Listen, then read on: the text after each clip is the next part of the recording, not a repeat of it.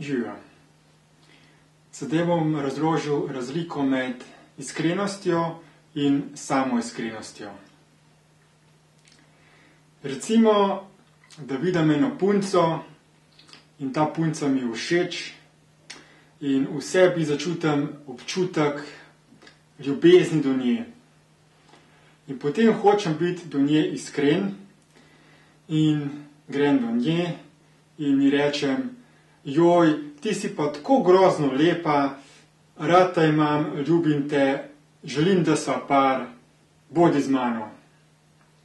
Ampak to je v bistvu neiskrenost do sebe. Kajti občutki in čustva so produkt umsko-zavestnega sistema, so energija, ki je povzročena kot posledica konflikta oziroma trenja med realnostjo in med mojimi sprejetimi definicijami. Kajti vsak delec stvarstva je v resnici enakovreden. To pomeni, da ima čisto vsaka stvar enako vrednost. In v trenutku, ko definiram nek delček stvarstva kot nekaj bolj pomembnega, to pomeni, da sem do tega delčka stvarstva ustvaril nek odnos več vrednosti. Torej, temu delčku sem povzdignil vrednost v odnosu do ostalih delcev stvarstva. In v primeru te punce, ko sem jo zagledal, sem tej punci dal večjo vrednost. Ampak ta vrednost je vrednost za mene. Torej, jaz sem tisti, ki je začel definirati to punco kot nekaj več, nekaj bolj pomembnega. In če hočem biti samoiskren do sebe, pomeni, da se moram vprašati, na osnovi kakšnih prepričanj, definicij sem jaz začel projicirati te moje prepričanja na to punco in je postala ta punca v mojih očeh več vredna. Torej, kaj je tisto, kar jaz vidim na njej? Kajti, recimo, da je to punca, ki ima določeno barvo las, določeno obliko obraza, določen način gibanja, govora, lahko da ima tudi določen družbeni status, da je zelo bogata, da je na vplivnem položaju. In zaradi vseh teh stvari, ki jih vidim na njej, se v meni sprožajo občutki ljubezni do nje. Ampak te občutki imajo svoj razlog v moji podzavesti.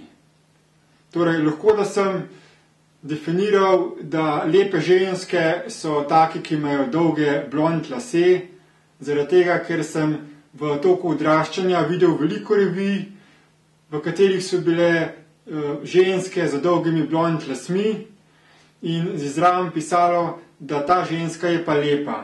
In sedaj sem jaz to sliko, to definicijo blond, dolgolase ženske sprejel kot nekaj, kar je lepega, in zraven sem tudi sprejel definicijo, da če imaš to žensko, ki je lepa, se pravi z dolgimi blond lasmi, da potem si v družbi zaželjen. Zato, ker sem mogoče videl neke filme, v katerih je nastopal nek bojevnik, nek junak, nek moški, ki je bil močen, sposoben in je preganjal kriminalce in zelo iz tega sveta. In v tem filmu je potem on dobil neko partnerko, neko ljubico, ki je bila, recimo, ki ima blond dolge lase. In zato sem jaz povezal posedovanje, dejstvo o posedovanju, o partnerstvu za neko žensko, ki ima blond dolge lase, z definicijo nekega uspešnega moškega. In potem sem tudi sprejel definicijo, da če si uspešen moški, potem imaš dovolj denarja, potem te družba sprejema. In zaradi strahu pred nesprejemanjem drugih, da bi me drugi ne sprejemali in ker si želim, da bi me sprejeli, da bi imel dovolj stvari, dovolj denarja, da bi drugi ljudje nosili k meni denar in podobno, si želim ustvariti tak status. Začel sem povezovati mojo osebno uspešnost z dejstvom, da mora biti ob meni neka oseba, ki ima blond dolge lase, zato da bom v družbi uspešen in zato da bom dobil tisto, kar si želim. Torej, v resnici, ko pridem do neke ženske in rečem, ljubim te, ti si lepa, to v bistvu ni iskrenost, ampak je v resnici to laganje, zavajanje in manipulacija. In to ni samo iskrenost. Kajti samo iskrenost bi bila, če bi se ustavil v trenutku, ko bi v sebi začutil neke občutke, ki so vedno posledica konflikta med realnostjo in sprejetimi definicijami, da se poglobim vase, da začnem raziskati, kakšne sprejete definicije so v ozadju tega mojega občutka oziroma čustva. In potem z samoodpuščanjem naredim popravek, se pravi, odpustim to definicijo. Recimo, odpuščam si, da sem dopustil in sprejel definicijo, da je blond ženska z dolgimi lasmi lepa. Odpuščam si, da sem sprejel in dopustil definicijo, da če imam neko punco, da sem v družbi uspešen. Odpuščam si definicijo, da če imam neko partnerko, da bom imel dovolj denarja. In ko si te definicije odpustim, potem sem sposoben enakovrednega odnosa do vseh delcev tega stvarstva. Torej, nobena ženska zame ni ne lepa, ne grda in želim si potem samo še nekega odnosa, ki temelji na samoiskrenosti. Torej, da se drugega, oba partnerja sprejemava kot sebi enakovrednega. Da nimava odnosa, ki temelji na iluzornih čustvih in občutkih, temveč na medsebojnem spoštovanju, sprejemanju, na medsebojnem dogovoru, na praktičnem pomaganju drugemu pri praktičnih vsakdanjih opravilih. To je bil en primer. Naslednji primer je recimo, da nekomu nekaj rečem, nekaj zaradi česa se potem ta človek razjezi oziroma užalosti in potem imam pri sebi slab občutek.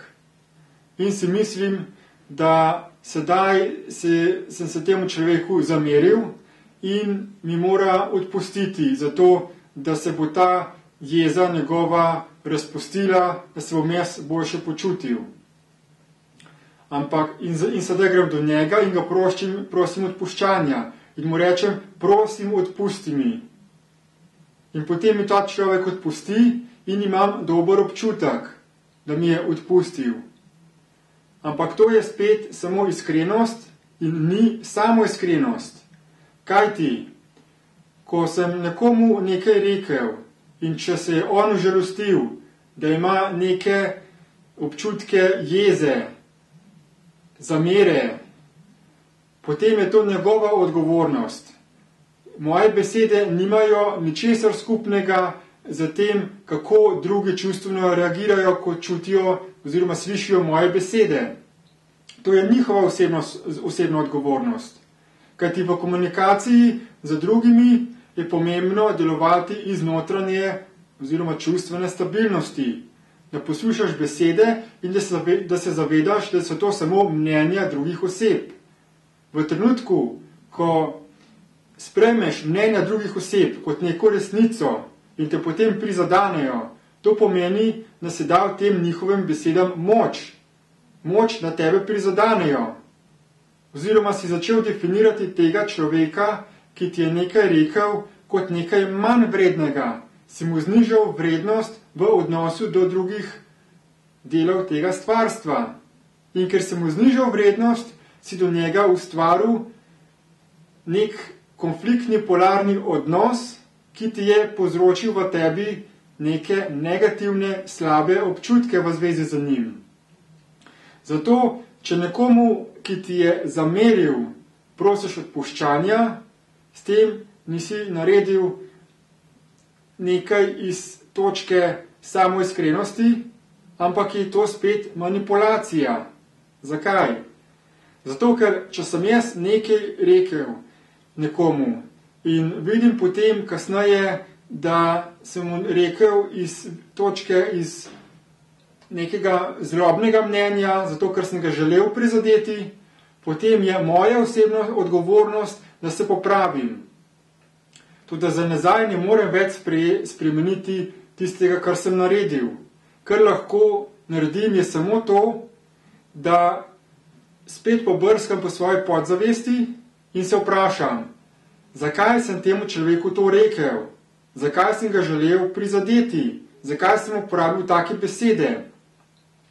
Kajti, če imaš do drugih enakovreden odnos, to pomeni, da delaš drugemu tisto, kar želiš, da bi drugi počeli tebi. In ne uporabljaš besed, za katerim bi druge obtoževal, krivil, jih naredil manj vrednega, ampak uporabljaš zdravorazumske besede, da potem komuniciraš neko stvar in da prideš v odnosu z drugim do neke rešitve, ki je najboljša za vse. Torej, ko enkrat vidim pri sebi, da sem komuniciral iz takega odnosa, ki ni najboljši za vse, ampak sem želel za sebe nekaj več, potem je čas, da se spremenim v sebi, da se pokasam, da si odpustim to, da si rečem, odpuščam si, ker sem želel s to osebo manipulirati, ker sem želel nekaj dobiti od nje. In potem naredim popravek samega sebe, torej, da samemu sebi obljubim, da tega ne bom počel več in da si rečem, da si predstavim, da bom spet v podobni vlogi, v podobnem trenutku v prihodnosti in da bom ravnal drugače. Torej, da rečem, ko bom naslednjič komuniciral z ljudmi, bom deloval iz točke enakovrednosti do drugega. Sprejemal ga bom takega, kot je, oziroma se bom postavil v njegovo kožo in komuniciral z njem tako, kot bi želel, da bi drugi komunicirali z mano. Torej, to je razlika med iskrenostjo in samoiskrenostjo. Torej, kadarkoli imaš neke občutke, dobre ali slabe občutke, so to zmeraj tvoja odgovornost. In če hočeš biti iskren do samega sebe, moraš prevzeti odgovornost za te svoje občutke. Torej, v prvi vrsti je treba poiskati definicijo, verovanje, prepričanje, ideal, ki si ga nekoč v preteklosti sprejel v sebi in ki ti je povzročil te občutke in čustva. In ko to razpustiš, potem si dejansko naredil popravek samega sebe. Upam, da je to razumljivo. Če bi kdo želel še dodatna pojasnila, naj me prosim kontaktira, da mu pošljem še dodatne informacije, videoposnetke, gradiva, da jih bo proučil in da bo dobil zavedanje o teh dejstvih. Hvala.